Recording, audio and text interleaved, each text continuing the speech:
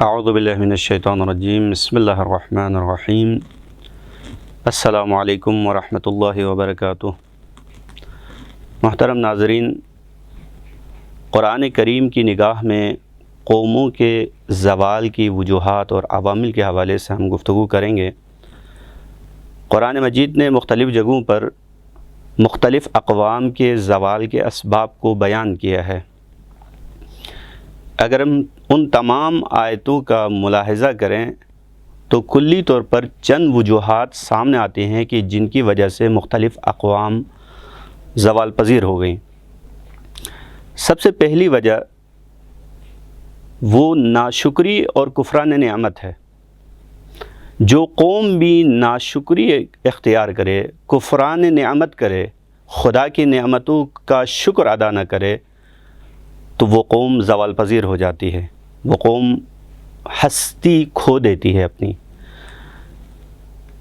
اگر ہم قرآن ہی کے روح سے اگر اس کے نمونے اور اس کی مثالیں ڈھونڈیں تو پھر قرآن مجید نے مختلف مثالیں دی ہیں۔ ان میں سے ہم بنیادی طور پر دو مثالوں کی طرف اشارہ کریں گے۔ ایک مثال قوم بنی اسرائیل کی مثال ہے۔ اگر آپ قوم بنی اسرائیل کی طرف نگاہ کریں گے تو قوم بنی اسرائیل کی جو کہ حضرت یعقوب کی اولاد میں سے ہیں، ابتدائی زندگی اگر ان کی دیکھیں تو ان کی ابتدائی زندگی خانہ بدوشی زندگی تھی۔ ان کی مستقل کوئی زندگی کسی جگہ نہیں تھی۔ لیکن ایک وقت ایسا آیا کہ فرعون کی سلطنت نے، مصر کے فرعونی سلطنت نے انہیں اسیر بنایا اور غلام بنا کر اپنے دربار لے کر گئے اور وہ اسیری کی زندگی گزارنا شروع کر دی۔ قرآن مجید میں اگر ان کی اسیری کی زندگی کو اگر ہم دیکھنا چاہیں تو خداوند عالم نے ان کو اس اسیری سے نجات دلانے کے بدلے میں اپنی نعمتوں کو یاد کرنے کا بار بار ان کو یاد دہانی کرایا، ان کو تذکر دیا ہے کہ تم میری نعمتوں کو یاد کرو۔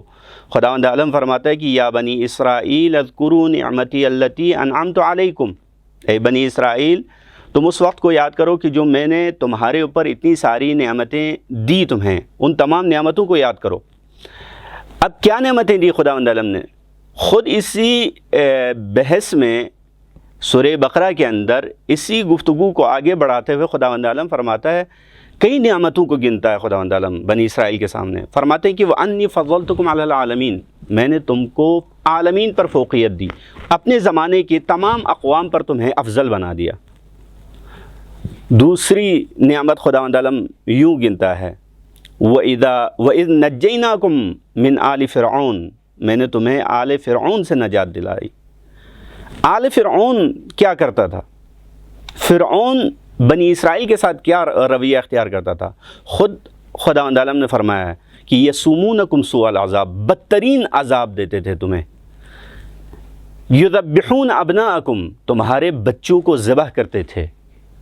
وَيَسْتَحْيُونَ نِسَاءَكُمْ، اور تمہاری عورتوں کو زندہ رکھتے تھے۔ یہ انسان کے غیرت کے لیے بہت ہی سخت اور ناگوار ہوتا ہے کہ بیٹے ذبح ہو جائے، مرد ذبح ہو جائے اور عورتیں زندہ رہیں کنیز کے طور پر۔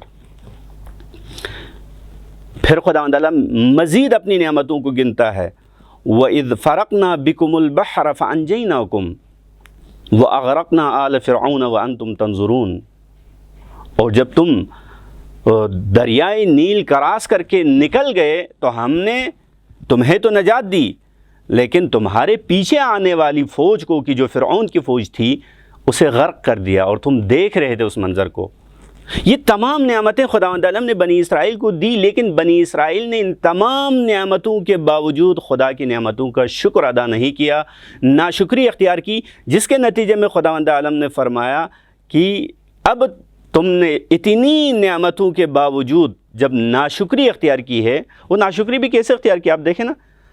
خداوند عالم نے اتنی نعمتیں دی لیکن حضرت موسیٰ کو کچھ دنوں کے لیے کوہ طور پر لے کر گئے تو اسی قوم نے حضرت موسیٰ کے آئین کو چھوڑ کر گوسالہ پرستی اختیار کی۔ وَإِذْ وَعَدْنَا مُوسَىٰ 40 لَيْلَةً ثُمَّ اتَّخَذْتُمُ الْعِجْلَ مِن بَعْدِهِ وَأَنْتُمْ ظَالِمُونَ، جب موسیٰ کو ہم نے اپنے وعدے کے مطابق 40 دن کے لیے لے کر گئے 40 راتوں کے لیے، تو اس وقت کیا کیا تم لوگوں نے؟ اتخذتم العجلہ، تم نے گوسالہ پرستی اختیار کی، سامری کے دھوکے میں آیا۔ لہٰذا جو قوم بھی آئین خدا کو چھوڑ کر، خدا کی نعمتوں کو بلا کر، خدا کی رحمتوں کو بلا کر، خدا کی برکتوں کو بلا کر، خدا نے جو ہماری زندگی میں اتنی عظیم نعمتیں دی ہیں، ان نعمتوں کو بلا کر ان کی ناشکری اگر اختیار کی تو اس صورت میں یقیناً عذاب الہی کا مستحق ہو جاتا ہے۔ قوم بنی اسرائیل پر عذاب آئے، عذاب کے مستحق قرار پائے، وہ قوم نابود ہو کر رہ گئی، تتر بتر ہو کر رہ گئی۔ آپ دوسرا نمونہ دیکھیں اس قوم سبا کے۔ قوم سبا ایک ایسی جگہ رہتے تھے کہ جو آب و ہوا کے اعتبار سے، محل وقوع کے اعتبار سے، گل و گیاہ کے اعتبار سے، پھلوں کے باغات کے اعتبار سے بے مثال جگہ تھی۔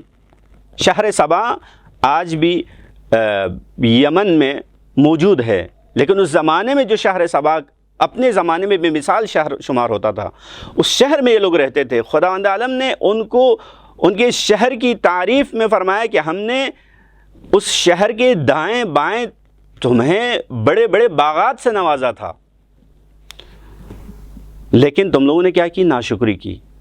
اب قوم سبا نے جب ناشکری کی تو خداوند عالم نے سد معارب کے نام سے، یا آپ اس کو معارب ڈیم کہہ دیں، جو آج بھی، جس کی دیواریں آج بھی یمن میں موجود ہے، اس جگہ موجود ہے، کچھ دیواریں محفوظ ہیں ابھی بھی، اس ڈیم کو خدا نے توڑ کر سیلاب میں غرق کر دیا، اس ڈیم کے سیلاب میں غرق کر دیا۔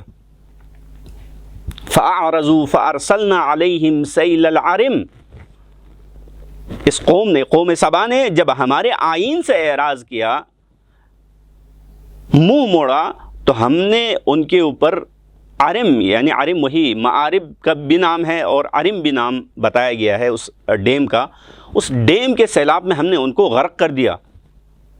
وَبَدَّلْنَاهُمْ بِجَنَّتَيْهِمْ جَنَّتَيْنِ ذَوَاتَيْ أُكُلٍ خَمْطٍ وَأَثْلٍ وَشَيْءٍ مِّن صُدْرٍ قَلِيلٍ،